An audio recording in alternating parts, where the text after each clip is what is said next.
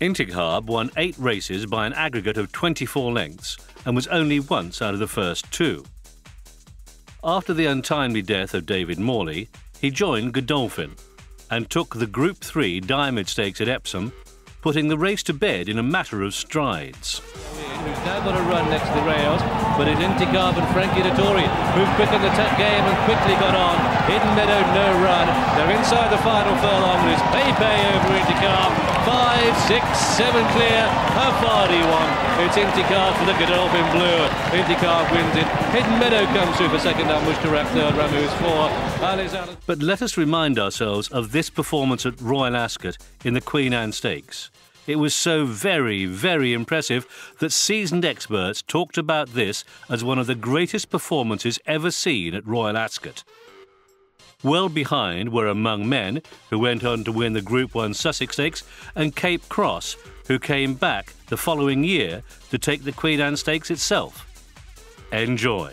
On the far side is Intikhab, in behind them Centre Stalls. They're followed by Al-Mustarak, Pachin behind them. Great Dane under the whip from Reunion. A furlong left to go though, and Intikhab on the outside ranges up, grabs the lead, and in a twinkling of an eye, it's Frankie Dettori and Intikhab who have cleared away, and Intichab's going to win the Queen's Stand by a street. Intikhab being punched out, goes on to win by the best part of 6 lengths. Among Men second, tight third. Of course, we will never tire of seeing Intikhab's daughter Snow Fairy scythe through the field to win the Investec Oaks at Epsom. Ramouche towards the inside, changing course Bikini Babe. Meisner tries to stay on with Cabaret. Still Actorina leads Merida Medici, and on the outside Gertrude Bell. AV8 pulled out into 4th place. Meisner running a mighty race. Ramouche in traffic, Snow Fairy in traffic as Remember When pulls out with a determined challenge. On the fence Actorina, Remember When and Meisner running a mighty race. Then Gertrude Bell and Snow Fairy thundering home from the back of the field. Inside the final 150, Snow Fairy in red and yellow from Meisner and Remember When, and Snow Fairy colliding with the inside running rail on a couple of occasions, but doing enough and supplemented will gain the biggest payday by winning the Oaks. Snow Fairy... And then follow up at the Curragh, after which she became a world traveller. Lil Hibayab and Snow Fairy, and then awe-inspiring, and it's now Lady Lupus who moves up to just hit the front. Arcadina on the rail. Meisner makes ground the near side. Snow Fairies make good ground now to track them in 4th. Racing down past the 2 now, and Meisner and Ted Turkin come to join Joseph O'Brien, and Snow Fairy sweeps for Ryan Moore and goes straight into the lead, and the Epsom Oaks heroine Snow Fairy and Ryan Moore has raced right away from this field and going to complete a majestic double in tremendous style. The further she goes, the further she wins, and Snow Fairy for Ed Dunlop. And Ryan Moore running on well the outside. Miss Jane Brodie will get the second from Lady Lupus. Meisner's. Her earnings stand at 2.8 million sterling. And late last year, she came up with the goods again, winning the Cathay Pacific at Sha Tin. Super Pistachio comes off from Stacelita. Super Saturn's looking for a run.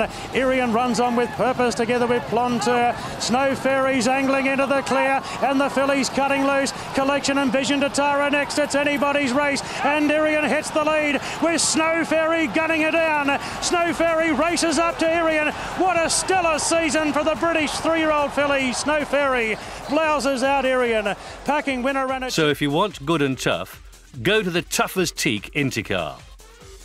But it's not all Snow Fairy. Red Evie won 7 consecutive races, including the Matron Stakes and the Lockinge. Moon Unit was in the first 4 in 13 black-type races.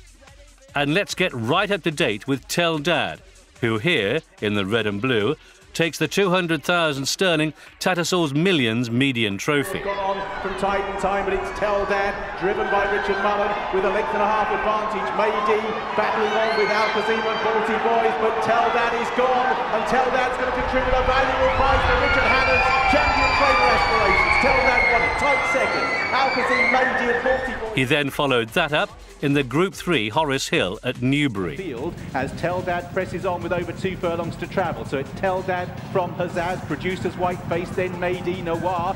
Saigon's had a pretty luckless trip and is exploring yet another route to try and get through the traffic. Meanwhile, clear passage for Tell Dad, who still leads from Hazaz, Producer, then Mady. Saigon's finally got out in the clear. The pink jacket's got 3 legs to find. Tell Dad got first run.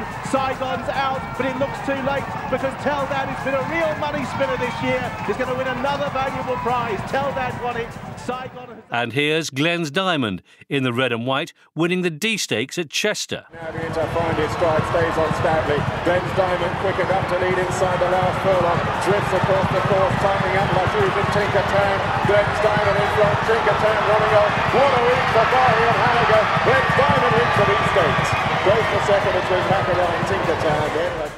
With these fantastic performances on his portfolio, and yearlings making 140 and 110,000 euros at his fee, no wonder TDN's Bill Oppenheim rates him as spectacular value.